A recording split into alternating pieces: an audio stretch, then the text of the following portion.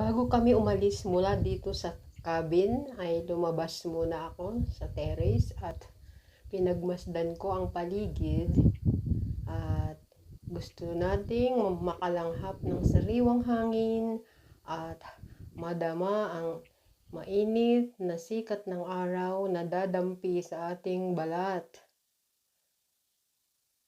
Bababa tayo, pupunta tayo sa baba at ating pagmasdang mabuti ang paligid nang sa ganon kapag tayo ay malulumbay ay mayroon tayong maaalaala na paligid na siyang magpapanumbalik sa ating kasiglahan.